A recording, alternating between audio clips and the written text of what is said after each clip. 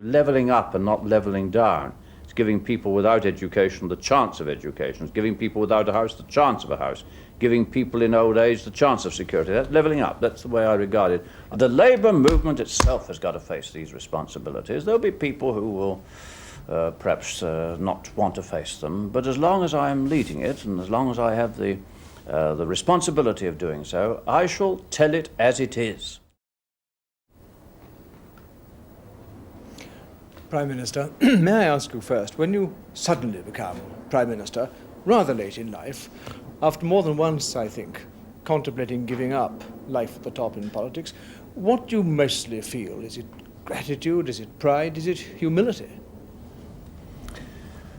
I think it's a basic feeling that you want to do what's best for the country whilst you lead your party. When you come to it as late as I have done, you're quite right.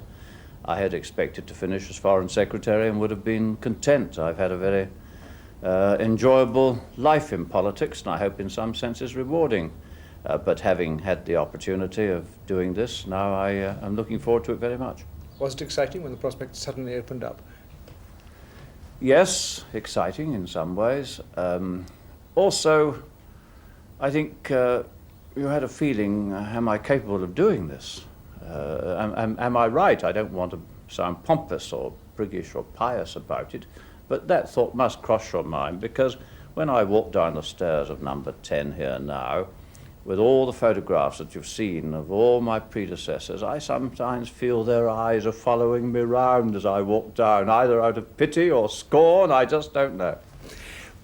When you were standing for the leadership, one of your canvassers, I didn't even telling the truth, said that Jim Callaghan wants to do the job for perhaps 5 years, see the party through the next election, get them on course. If that was ever true, is it true now? Do you think of it like that? I don't think of a time scale. Yeah, well, that isn't quite true. I do think of a time scale. I think my job is to prepare this country for the 1980s as far as I can. What time I shall cease to be of service to the party and to the country is not for me to say, and certainly life is too busy to contemplate it at the present time. Some of your close associates in politics, Prime Minister, say, without disparagement, that you've been an ambitious man. When you arrive at the top, do you find that your ambitions for yourself and your ambitions for your country coincide? I was very ambitious, too ambitious when I was a young man, although perhaps it's not a bad fault, provided there is some character there as well. I ceased to be ambitious, I think truly, some years ago, and therefore, when I was elected, it wasn't with a sense of gratification or feeling I climbed, in Disraeli's words, to the top of the greasy pole at all. It was a feeling that my colleagues in the party felt that out of an extraordinary combination of qualities among the candidates, that perhaps I got the best combination to suit them. That's all one can assume. Then is there one thing above all other which, when the time does come for you to retire, you would like to think will have been achieved under your leadership? Yes, as I think I've already said it, it is the preparation of Britain for the 1980s, when I think we have got perhaps the best chance we've certainly had since the war, and perhaps for a very much longer period. Now, what would I want to see, if that's what you mean, and what would be the objectives? I'd want to see unemployment down very considerably. I'd want to see us be a caring society. We're going to have great difficulties over the next 2 or 3 years on such matters as public expenditure, and as I have frequently pointed out, public expenditure is, in my view, levelling up and not levelling down. It's giving people without education the chance of education. It's giving people without a house the chance of a house. Giving people in old age the chance of security. That's levelling up. That's the way I regard it. I want to see us be a caring society. I also want to see us being a healthy economy. Now, I think this is possible, although it's a much longer run affair than many people seem to think. We're not engaged on a short burst here for a lap round the course. We've got to go around several laps, I think, before this country is capable of really holding its own. Does the load at the top leave you time to get the things done you want to get done? Or are you hemmed in by the feeling you mustn't interfere with the ministers and their departments? I don't feel overloaded at all. Having served in the 3 great offices of state, as they call them, I don't think that if the Prime Minister orders his day properly, I think he can sit back and think a little. It doesn't have too much time to read novels, but I do find myself thinking strategically more than I did. And this has led me to a certain conclusion about the way I want to do my job. May I tell you? I don't want to appear, strange though it may seem tonight, too much on television.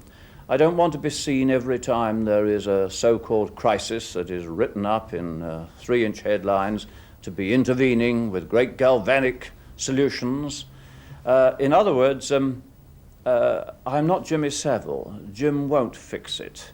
My own view about the state of the country is that there's been a certain slight growth of confidence in our capacity again. We lost a lot of our confidence. Secondly, I think a great deal of self-knowledge.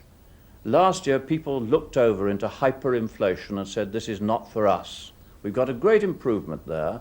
I think the fact that our strike record is now so good, much better last year than in any year since 1968, and even better this year than last year. Now, there's a great deal of self-knowledge among people. I want to encourage the belief, which is true, that whilst the government must give a lead, that it is people themselves who will solve or fail to solve our problems. If our standard of life goes on slipping steadily downhill, they must not look for scapegoats. It will be they themselves who are partially responsible for our failure to sell our goods or our failure to deliver them or whatever. Now, I'm not trying to evade my own responsibilities, but I don't think that we should encourage people just to look to the government to solve everything. You've been in office 10 weeks, Prime Minister, and... Is it as long as that? It is indeed, and one day. And the pound has gone down 10 cents against the dollar. How do you and your colleagues think the battle to recover that situation is going? We're following the right policies to recover it. The only worry, I think, that's expressed abroad about it now, and indeed expressed at home, is on the question of the level of public expenditure, by which, as I constantly emphasise, we are talking about a lot of social expenditure in that. But we are following the right policies. Now, the market, as I have said before, the sterling market can get things wrong, and does get things wrong in terms of the way people may be moving and policies may be moving. I would have thought it would have been much more sensible if the pound had declined last year instead of declining this year. But I emphasise one other point. It's not the government's task to take a short-term view of these matters. The Bank of England and the other technicians must adjust their buying and selling to the market situation. But the government's got to look longer. But if the market continues to get things wrong, in your book, how many weapons left, to put them wise? Yes, they would be very uncomfortable weapons, and I wouldn't propose to speculate on them here this evening, because I believe that the sense of confidence that I have mentioned is spreading abroad now. I spoke to a world household name yesterday, a great manufacturer, who expressed to me more confidence, whose name is known to everybody in Britain, who expressed to me more confidence about the way, not this government's policies, but that Britain is going now than he ever has done in the past. So I think this will spread abroad. You don't think people who've lived through this before in this country would be wise to brace themselves for an emergency package, Prime Minister, of taxes or I'm trying to public avoid spending that. cuts this October? Yes. I would try to avoid that, because I think these sudden jerks in the economy aren't good for anybody. On the question of public expenditure, I have made clear, and I repeat to you now, that next year's level of public expenditure should be considered in a calm and orderly way. Let us see what we can do, and let us see how that matches the level of private investment in new plant and machinery that we shall need, and then we shall have to publish the results in due course. Is it fair to ask if you can rule out cutting this year's public expenditure? 76/7, that is the year beginning this last April. Yes. You can never rule out anything, Mr. Haviland, but it wouldn't be rational to do it. There is no rational case for cutting this year's public expenditure. Next year, I'm not so sure about. I think it depends upon the way in which new investment by private industry moves up. I hope there will be, and the intention is, according to the forecasts by the firms themselves, that there will be a lot of new investment. So may I add one other point about this? We constantly emphasise the need, all of us, for new investment in new plant and machinery, and yet we have something else that I think is just as important, I'd like to put it to you, and that is to get better use out of our existing investment. I've seen studies which show that machines are standing idle, not just because of short time working or lack of orders, but because of failures of components to arrive at the right time, failures in planning. I think if we can improve the level of efficiency in our own existing investment, that will be as important to us as getting new investment. Prime Minister, are you putting too much reliance on the pay policy, which we know is going to be endorsed tomorrow by a special TUC conference, but which the trade unions may not be able to hold if prices, jobs don't improve beginning of next year?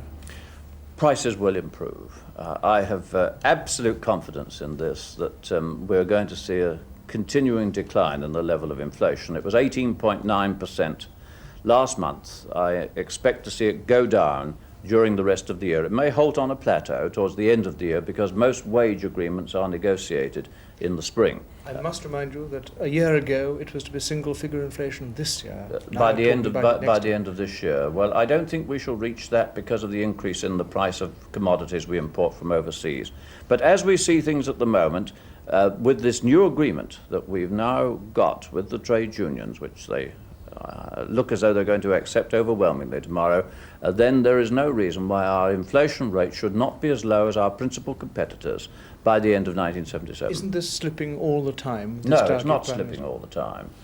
In my view, it is. We're keeping up very well indeed with expectations. Could I come back to your very first part of your question, and that is that I'm sure this will hold. You see, it's been voluntarily entered into by the trade unions, and I'm certain that they will hold it.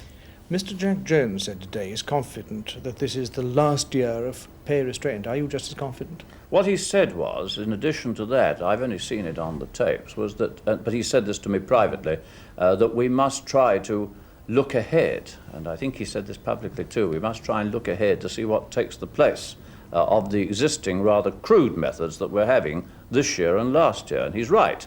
All of us have emphasised that you cannot go on in a way of just adding £6 one year, 4.5% the other, and not consolidating it into basic rates.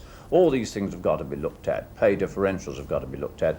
The position of middle management has got to be looked at. All these things will have to be looked at. But what encouraged me about Mr. Jones' remark was that he said we shall have to start talking about this well before the end of the next year, which starts in August, as you know. If you are on target, as you say you expect, prices improved, jobs improved, you will be entitled next year, won't you, to ask for a further 12 months restraint? I don't want to talk about what the position will be after August 1977, not August 1976, before we've got through till this one, which happens tomorrow. I think it will have to be a case for discussion between ourselves and the TUC. I think both sides will start thinking about it pretty soon. Certainly the government will. You said claiming to be on target. I don't want to overstate it. I think it is right. We have slipped by 2 or 3 months because of this, but I hope you're not going to try and take away the tremendous achievement of the contract in the sense that inflation was 35% a year ago, now down to 18.9%. You'll see another fall when the next figures are published, because they're going to come out in fact 2 or 3 days' time. I mustn't tell you what they are, and so it will go on down. Well, that is a tremendous achievement. We mustn't talk about everything, Prime Minister, but the devolution bill. Can you tell me how important you think that bill should carry next session? Does the future of the United Kingdom depend on it? I think it is important it should carry. The Scottish National Party are separatists. If therefore, the United Kingdom as a whole, I think the temper of the Scots people, never sure whether I'm allowed to say Scots or Scotch. I quite like the word Scotch, but some Scotsmen don't mind being called Scotch. They don't mind being called Scotch. No, well, I'm not thinking of the drink. That's only water for those who only have black and white sets. But are you ever tempted that, with a bit of luck, the demand for assemblies in Edinburgh and Cardiff will go away? No, I don't think so. I'm sure it won't go away. But I want to come back to my point. I think it's essential this should go through, or I think the Scottish National Party, with its emphasis on separatism, would capture a lot of people in Scotland. I want to preserve the integrity of the United Kingdom. I'm sure this is the right way to do it. And what is more, there is a very good argument for saying that it will improve the government of the United Kingdom. I represent Cardiff, as you know, and a lot of decisions could be taken in Cardiff and can be taken in Edinburgh. I believe the assemblies will assist, and certainly I think they will help to preserve the cohesiveness of the United Kingdom. If I didn't think they would, I'm not willing to go along the slippery slope of separatism. Well, now the Conservatives have united against your bill, how do you and the government rate the chances of it carrying against them and against those in your own party who are hostile to it? I don't know. But if it is rejected, it won't be because the government doesn't try to get it through. It will have to be a conscious decision, as you say, by the Conservatives. I'm very sorry that they said that they were going to. I don't wish to make points here. I'm very sorry they said they were going to vote against any bill that we produced of this sort, because they haven't put anything positive in its place. But we shall have to put the proposals forward. I'm confident that we can carry a majority of people with us in the House of Commons. We're surviving very well, you know, even though we don't have a majority at the moment. But rather than risk the thing failing, because your majority on this wouldn't be very large, would it not be better for the Labour Party to negotiate with the Tories, who are also a unionist party like yourselves, to see how much devolution could be got through by agreement? Public statements that have been made by the Conservatives don't lead me to hope that there would be any prospect of success. I would be willing to talk to anybody about anything on these matters, especially where constitutional matters like the United Kingdom is concerned. But until the Conservatives say yes, they are willing to see some kind of assembly, I think they will neither meet the aspirations of a great many Scottish people, nor would we be able to come to an agreement with them. Well, Prime Minister, do you think the Parliament is going to last until next year? Oh yes, certainly. You have said that the country doesn't want an election. It's not the only thing you've said, but you have said that. Does that mean you don't want one either? If you are asking what personally, I would like to make clear to you, I hope without offence, that it is not a vital matter to me how long I hold this job personally. It's a great honour to be Prime Minister, but it's not a personal matter as far as I'm concerned. I think it would be against the country's interest, and I hope I'm trying to separate country from party here. I think it would be against the country's interest to have a general election until we've been able to push through more of the economic policy and get us back into a state where the country's moving forward again. On the other hand, you've also said that you might have to have an election if you're frustrated with your present, with your parliamentary troubles, to your present troubles with the aircraft and shipbuilding bill tempt you to an election. I didn't particularise about any particular measure, let me say. I was thinking that if the government is unable to govern, in a situation where this country must have a clear lead and must have a clear policy, then clearly we would have to ask the people to decide. I'm not looking for that, I'm not challenging it, but I wouldn't want to sit around like, if I may say so, Italian governments have had to sit around waiting for something to happen. That's not my temperament. Trouble is the voters don't support prime ministers, do they, who they think have called unnecessary elections? Well, in that case, I'm not likely to lack support, because I don't intend to call an unnecessary election.